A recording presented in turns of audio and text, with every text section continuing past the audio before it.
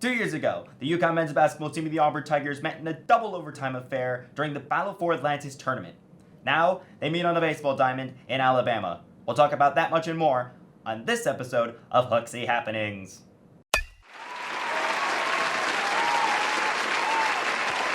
UConn has played 6 games since the last episode came out 2 weeks ago. The 2-4 mark is a slight decrease from their 3-3 record to begin the 2023 season. We are going to break down each one of those games in 15 seconds or less. Starting with their Friday doubleheader. Against the Louisville Cardinals, Corey Morton mashed a solo home run in the 5th, and Ian Cook pitched a quality start. But once he left, Louisville took a 3-1 lead in the 7th. They could have tacked on for more, but Ben Child, a true freshman, shut them down. Paul Tomaro and Jake Stelly responded with back-to-back home runs to tie the game at 3. Morton walked it off for a 4-3 victory in the 9th. A couple hours later, Cape League All-Star Garrett Coe took the mound for the first time in a weekend series. He struck out 5 in 5.1 innings. His lone mistake was a Bobby Boster solo home run. It didn't matter though, because UConn had already scored 2 runs. It was all they needed in a 2-1 victory over the host South Florida Bulls. The following afternoon, the Huskies looked to get that weekend sweep against the Indiana State Sycamores. It was not to be, however, as Jacob Pruitt outdueled preseason Big East Pitcher of the Year, Stephen Quigley. Pruitt's 6 shutout innings actually proved to be the difference in this one, because UConn did get a run back to cut the deficit in half in the 9th, but it was too little too late in a 2-1 defeat. Following that weekend in South Florida, UConn headed out to California for a 3-game set against the Cal Golden Bears. UConn took a 3-0 lead, but Cal responded with 4 runs in the bottom of the 4th. Matt Grabowski tied in the 5th, but at that point, Cal had slapped on 2 more 2-run home runs. It was all they needed for an 8-4 victory. The following afternoon, it was the offense that continued to control the tempo. Cal led 12-3 after 4 innings. They had 2 grand slams, knocked Ian Cook out of the game after 1.1 innings. UConn came all the way back, but Cal tacked on 3 more runs and held on for a 15-12 victory and the series win. The following afternoon, only 1 run was scored in the first 6 innings. Tyler Minnick and Ryan Daniels both drove in runs in the 7th to give the Huskies a 2-1 lead, only for that to be erased on a 3-run home run in the bottom half. Grabowski hit another game-tying homer that tied the game at 4, but Cal walked it off for a 5-4 victory and the series sweep.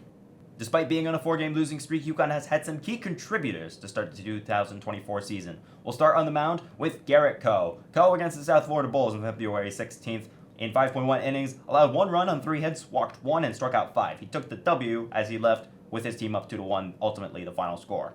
A week later, Coe got the bump to start the series against California. He pitched 5 innings and allowed 4 earned runs on 8 hits, but he also struck out a career-high 11 batters. Despite that performance, he took the loss, his first of the season. At the plate, it's been Corey Morton, who's had a phenomenal start to the 2024 season. 2 key performances stand out to me, though. Against the Louisville Cardinals to open the season, he went 2 for 5 with a home run, 2 RBIs, and the walk-off single for a 4-3 victory. Against the California Bears in the middle game of that series, he recorded his first career 5-hit game, went 5 for 5, hit a home run, and drove in all 4 of his RBIs over the weekend.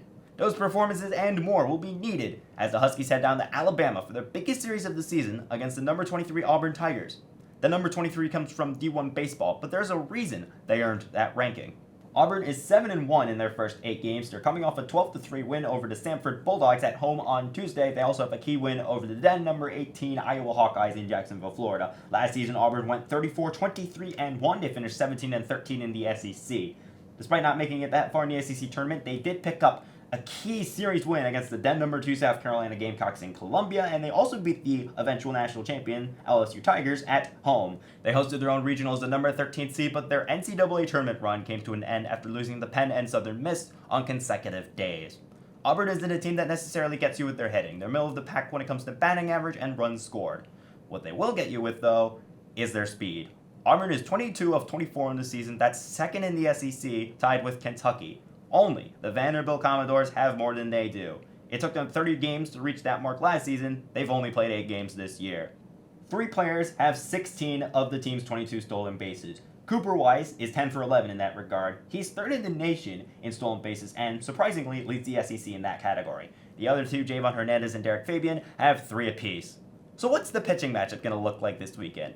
Oh, we've got a fun one in store, alright. Starting with the Friday game, Garrett Coe gets the bump. His 1-1, 4.35 ERA and 16 strikeouts will go up against Chase Alsop, who does not have a decision. He has a 6.75 ERA, which is somewhat misleading, and he has struck out 10 batters.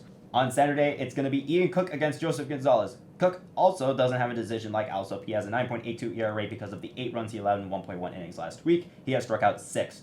As for Gonzalez, he's 2-0 with an even 3 ERA. He has struck out 4. On Sunday, it's going to be Stephen Quigley versus Carson Myers. Quigley's 0-1 with a 2.31 ERA. He has struck out 9. Myers is 1-0 with a 1.74 ERA. He has struck out 10. While offense is the main storyline heading into this series, this pitching battle in particular could be very fun to watch. Well, that's going to do it for this episode of Hooksy Happenings. This has been Cole Steffen. Let's play ball!